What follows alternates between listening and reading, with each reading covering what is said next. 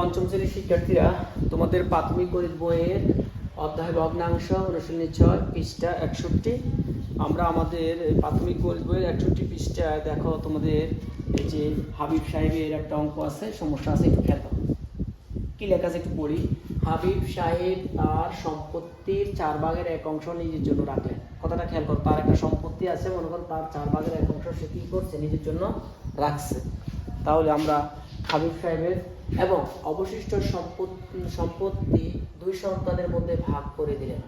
তাহলে বুঝে গেল, মনে করো এটাই আমরা ধরলাম একটা জমি, হ্যাঁ আমরা ধরলাম এটা 4/1 এই 4/1 নিজের জন্য রেখে দিচ্ছে এটা, তাহলে হাবিব সাহেবটা তার নিজের জন্য রেখে দিচ্ছে, কেমন?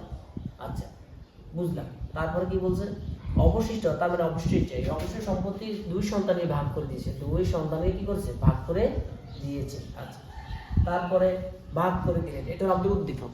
প্রথম কাজটা হলো হাবিব সাহেব তার নিজের জন্য রাখার পর তার সম্পত্তির কত অংশ বাকি রইল। তাহলে দেখো একটু খেয়াল করো, হাবিব সাহেব তার নিজের জন্য রাখার পর তার সম্পত্তির আর কত অংশ বাকি রইল, একটু চিন্তা করতে পারো। হাবিব সাহেব এখানে কি বলছে, তার জন্য রাখছে কতটুকু, বলছে 4/1 তাহলে এই সম্পত্তিটাকে, তার মানে বুঝে এই সম্পত্তিটাকে 4 ভাগ করছে, কয় ভাগ করছে, 4 ভাগ করছে, ঠিক না? এইরকম না 1 2 3 4, এই সম্পত্তিটাকে সে কয় ভাগ করছে, 4 ভাগ করছে। তো 4 ভাগ করার পরে সে কি করলো, দেখা যায় তার জন্য 4/1 রেখে দিয়েছে, যেটা আমরা প্রথমে দেখলাম। সে বললো 4/1 তার জন্য রাখলো, হাবিব সাহেবের জন্য। তাহলে আর কয় ভাগ থাকলো, 1 2 3 ভাগ, ঠিক না? তার মানে 4/3 সম্পত্তি তার দুই সন্তানের জন্য রেখে দিয়েছে। 4/3 সম্পত্তি তার কোন সন্তানের জন্য রাখলো, দুই সন্তানের জন্য রেখে দিল, ঠিক না? 1 2 3 4/3। এখন আমরা এটা গাণিতিক বাক্যের মাধ্যমে করব। তাহলে আমরা এখানে কি লিখতে পারি, একটা সমস্যার সমাধানটা আমরা কিভাবে করতে পারি? 1 নং সমাধান আমরা কিভাবে করতে পারি? আমরা তার সম্পত্তি কত, 4/1, তাহলে মনে করি মোট সম্পত্তি, আমরা এইভাবে কত মনে করি, মোট সম্পত্তি, মোট সম্পত্তি 1। তাহলে হাবিব সাহেবের সম্পত্তি কত, 4/1, নিজে অবশিষ্ট সম্পত্তি কয় ভাগ করে, প্রথম তার সম্পত্তি কত হলো, তাহলে বাকি রইল, আমরা এটাকে একদম সংক্ষেপে করে দিই, বাকি রইল। তাহলে খেয়াল করো, মোট সম্পত্তি হলো 1 বিয়োগ নিজের কাছে রাখছে কতটুকু, 4/1 এটাই তো নাকি? তাহলে সুতরাং আমরা এখন এই বিয়োগটা করব, নিচে 4 4 একে 4 বিয়োগ 1 নাকি? হ্যাঁ, এই যে নিচে 4, এখানে নিচে কত 1, তাহলে 4 আর 1 এর লসাগু 4, এই 4 দিয়ে এই 1 কে ভাগ করব, 4 একে 4, যা হবে তা দিয়ে লবকে গুণ করব, 4 গুণ 1 4 একে 4 বিয়োগ এই 4 দিয়ে এই 4 কে ভাগ করো 1 1 দিয়ে উপরে 1 কে গুণ করো, 1 একে 1। তাহলে আমরা পেলাম কত, 4/3। তাহলে আমাদের প্রথম যে 1 নাম্বার যে অনুশীলন একটা মনে করি, মোট সম্পত্তি 1, বাকি রইল 1 বিয়োগ 4/1। তাহলে আমাদের কত হবে, 4 থেকে 1 গেলে 4/3, আমাদের 1 নাম্বার। 2 নম্বরে কি কাজটা করছে একটু খেয়াল করো আমরা।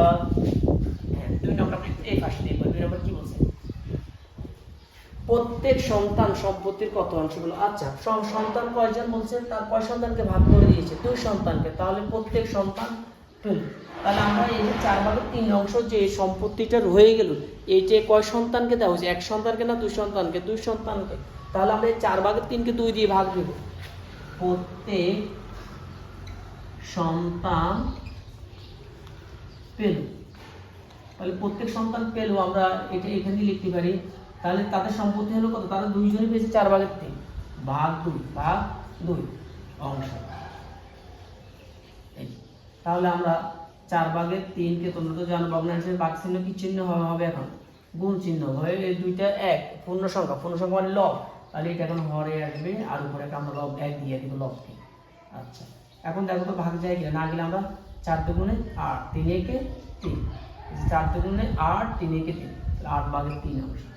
তাহলে প্রত্যেক সন্তান পেল 8/3 অংশ।